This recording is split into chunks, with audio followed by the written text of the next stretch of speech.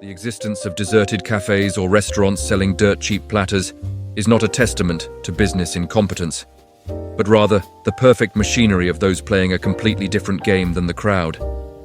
When a prime location is filled with idle employees and goods sold below cost, it is not a failure of the laws of supply and demand. That is when ordinary market perception is distorted to conceal massive undercurrents quietly circulating wealth, power, and information. We walk past those desolate establishments, clicking our tongues in pity for the perceived ineptitude of some faceless owner, without realizing that we ourselves are the naive prey standing on the fringes of a sophisticated manipulation. Every surface-level illogicality is supported by a cold and ruthless layer of logic underneath. The lack of customers, the giveaway prices, or the indifferent attitude toward patrons are the perfect facades erected by those in control to legitimize ambitions, far greater than the retail sale of individual items. Since ancient times, regional powers or legendary smugglers never overtly transported gold and silver obtained from shadow operations.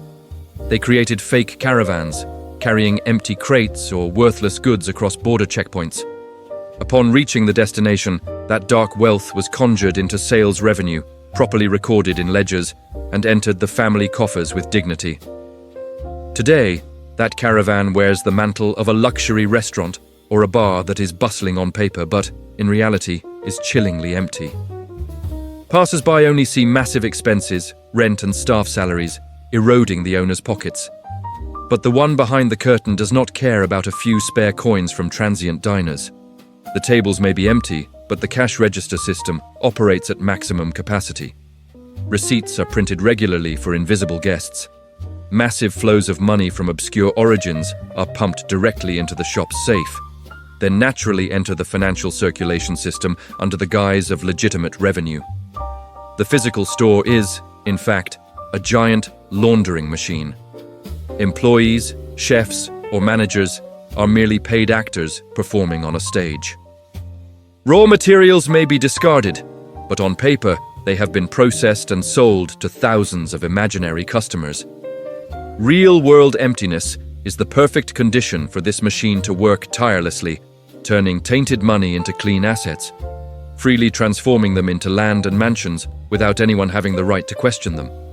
The taxes paid to the Treasury are simply the fees required for the laundering process to proceed smoothly. In addition to cleaning cash flows, these strange establishments serve as discrete stages for invisible power transactions. True power always requires a clean facade. In the old days, those seeking favor from officials never brought silver ingots directly to the court. They would invite the official to a game of chess and intentionally wager massive estate deeds, only to nonchalantly lose. A smooth transfer of assets, leaving no trace of groveling or base bartering. Currently, that chess game is held at seemingly harmless eateries where the core value lies in closed rooms. The puppet master establishes an enterprise not for the purpose of serving the community. They do not need marketing. They do not need to smile to please the crowd. That restaurant exists only as a transit fortress to legitimize clandestine handshakes. A person seeking a special privilege will enter, order a simple meal, but obediently pay an astronomical figure. The restaurant might even be owned by a relative of the high-ranking official. The person yearning for a favor simply plays the role of a big spender, continuously throwing money into the establishment under the guise of supporting the business. The real customers of these places do not come to enjoy the cuisine. They come to buy convenience, vital permits, or the silence of the reigning powers. The shop's profit is not measured by the number of plates sold, but by the scale of the privileges exchanged. This place is a safe territory, providing psychological peace for the recipients, dressing all bribes and kickbacks in the clothing of pure civil economic transactions. Moving beyond power agreements, chronically loss-making stores are also a sophisticated tactic to manipulate financial credibility. An unwritten rule among the dealers is that no one evaluates strength based on money lying dormant in the shadows. Financial power is measured by the speed and scale of continuously circulating cash flow. Observe a store that constantly releases goods at giveaway prices, accepting severe losses compared to actual value. Buyers are often jubilant at finding a bargain, smugly believing they are profiting from the house's foolishness. But they do not know that they are merely free measurement tools being squeezed dry. Selling at a loss creates a massive and rapid volume of transactions. In an era where everything is digitized, evaluation systems do not look at emotions. They look only at the dancing numbers on the screen. Tens of thousands of small transactions from cheap drinks build a flawless credit profile. Based on this beautiful cash flow facade, the puppet master easily knocks on the doors of financial institutions to borrow massive capital or lures blind investors to pour money into the illusion of a brilliantly growing enterprise. The initial losses from selling cheaply are merely thin bait scattered on the lake to bring in a net of capital thousands of times larger. The cheap coffee you drink is the cost of the house buying data. When the looting is complete, when the pockets of naive investors are empty, that bustling store will suddenly vanish, leaving behind the ashes of debts that will never be repaid. The presence of a business that defies logic also takes the form of invisible observation posts. In ancient military strategy, the keenest eyes and ears never sounded drums or unfurled flags. They hid in the guise of tea sellers at crossroads or dilapidated shacks outside the enemy's camp. A tiny drink stall was erected, not to pick up the rusty coins of travelers, but to measure the speed of the march, count the number of war horses, and collect every complaint from the soldiers.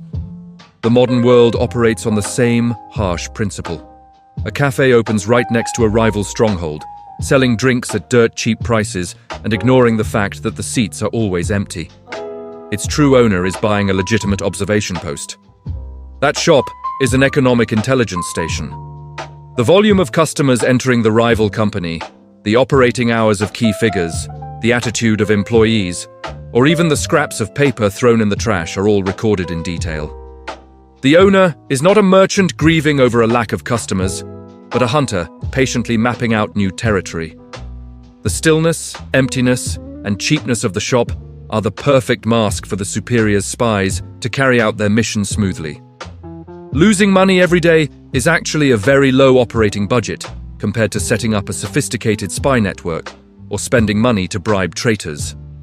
Finally, one of the most brutal motives behind opening stores that sell below cost is an economic siege aimed at eradicating the seeds of resistance. When ancient tyrants wanted to defeat an army entrenched in a fortified citadel, they did not foolishly rush to storm the walls. They camped outside, cut off supply lines, and nonchalantly released abundant lures around them to exhaust the enemy's spirit. Those in control of the modern economy apply this strike thoroughly. They drop a grand business into the middle of a bustling area and begin to offer prices so irrationally low that they shatter all boundaries of profit. Small vendors nearby, those who see selling as their sole means of survival, immediately fall into a tragic plight. They cannot bear prolonged losses, nor do they have any resources to race toward lower prices against a powerful, invisible enemy. The shepherd is intentionally scattering poisonous grass to drive the flock against the wall. Thus, one by one, the weak shops exhaust their capital, turn off the lights, and leave the game. Meanwhile, the chronically loss-making establishment remains standing tall, thanks to a massive pool of wealth prepared in the shadows. When all the surrounding prey has been cleared, when the battlefield belongs solely to the house, the benevolent mask is immediately torn away. Prices are pushed to astronomical levels to monopolize all profits and impose new rules of the game. The initial cheap price was never a charitable gift for the consumer. It was a poisoned dagger slowly tightening around the throats of the weak. The final piece that completes the perfection of these camouflage machines is the psychology of the watching crowd. When seeing a deserted shop with its lights still on every night, or a platter of food sold for half its cost, the natural reflex of ordinary people is to judge. They mock and criticize the weakness in management skills, sneer at a poor marketing strategy, or naively believe the owner is someone with more money than brains. It is precisely that smugness and short-sighted perspective of the crowd that serves as the strongest defensive wall for the puppet masters. Those in control are smart enough to understand that humans more easily accept the stupidity of others than a complex conspiracy. Playing the role of a failure in the marketplace helps the house deflect all social suspicion. No one bothers to investigate someone who is losing money. No one is on guard against someone throwing money out the window. The ridicule of the crowd inadvertently becomes a shield, protecting all shadow manipulations, allowing them to proceed smoothly. Every illogical phenomenon exposed before our eyes is, in truth, only shadows cast from a perfectly staged play, where power is concealed in the guise of the most mundane failure. Are you alert enough to realize whether you are the player mastering the chessboard, or just a speck of dust accidentally caught in the play of those who pull the strings of this world?